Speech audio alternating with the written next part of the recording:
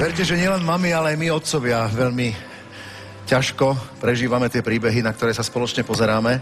O jednom teraz budeme hovoriť. Pani Silvia má doma 9-ročnú Sárku a 2 chlapcov, presne ako ty. Dvojročné dvojičky, Tomáška a Miloška. Miloško je ako živé striebro, chvíľku neobsedí.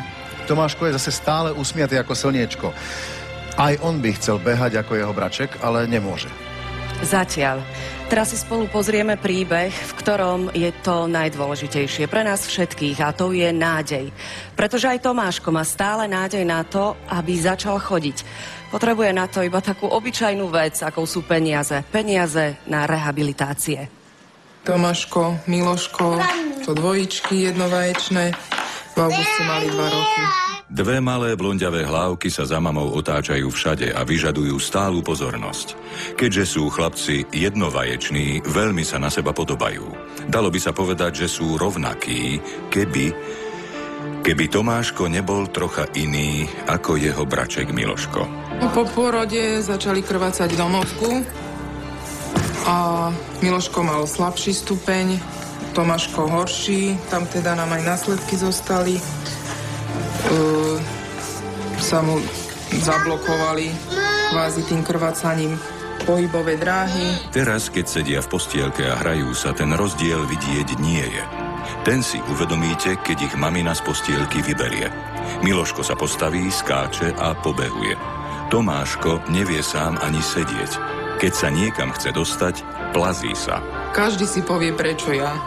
No, je to, myslím, že normálne, že keď vidí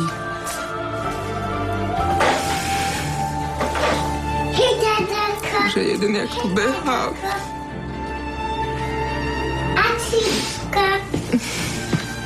Že prečo nemohli byť obaja takí? Jej veľkým snom bolo mať dosť peňazí, nie na dovolenku alebo nové auto, ale na špeciálny rehabilitačný pobyt pre Tomáška. Je totiž veľmi účinný, ale aj veľmi drahý. 2500 eur nemáme. A ako 5-členná rodina není šanca. Vďaka minuloročnému srdcu pre deti sa v lete dostali na prvý pobyt v špecializovanom rehabilitačnom centre. Silvia vidí, že je to presne to, čo Tomáško potreboval. Doktor Grnáč si spomína, aký bol Tomáško pred prvým pobytom u nich. Že mal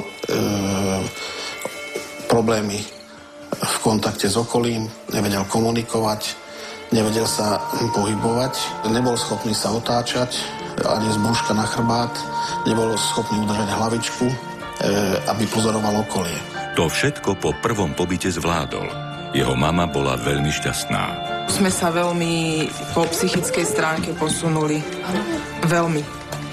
My sme sa vrátili o 100%, on bol živší, úplne iný chlapec bol z neho. A vďaka srdcu pre deti sa Tomáško dostal pred mesiacom aj na ďalší takýto pobyt. Cvičenie sa mu najskôr vôbec nepáčilo. Viac rozumel, teda čo mu hovorím, čo chcem od neho. Rečovo sa mu jazyk viacej rozväzuje. Usmievať sa začal až na tejto špeciálnej hojdačke. A to už mu úsmev vydržal celé 2 týždne pobytu. A dobre.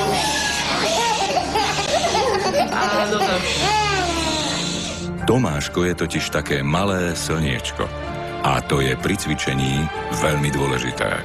On je veľmi dobrý príklad pozitívneho dieťaťa. Takto to s plazením vyzeralo doma a takto po 2 týždňoch rehabilitácie.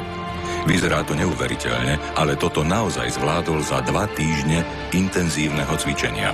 Poď, kto tam bude prvý? Poď, kto tam bude prvý? Poď.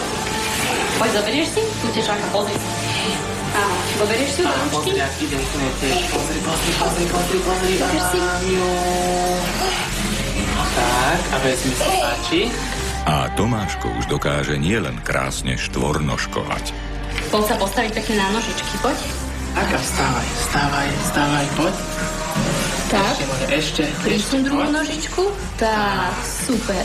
Že je schopný takmer bez dopomoci druhej osoby, ale samostatnou svalovou silou pri nejakej opore sa postaviť. Doktor Grnáč si myslí, že ďalší rehabilitačný pobyt Tomáška opäť posunie dopredu.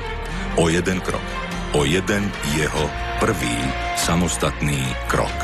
On už teraz naznačuje, že je schopný sa postaviť a teraz možno v ďalšom pobyte my to potrebujeme potvrdiť, aby si on začal veriť a aby urobil prvý krok.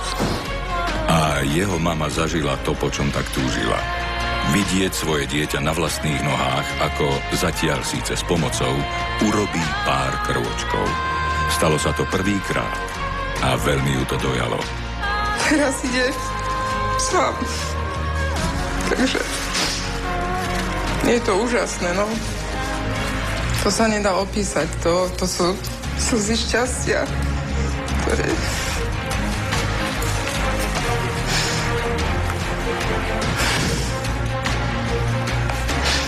To je snom každého rodiča mať zdravé dieťa. Mami vydržia pre svoje deti všetko. Aj Silvia. Ale ako sama hovorí, niekedy má pocit, že Tomáško ťahá ju. Že jej svojím úsmevom a tým, čo všetko už vie, odkazuje: maminka, bude to dobré. Dokážeme to. Pozri sa, ako mi to ide. On je strašne zlatý, chce ísť dopredu, bojuje, veľmi sa snaží a je to vidieť.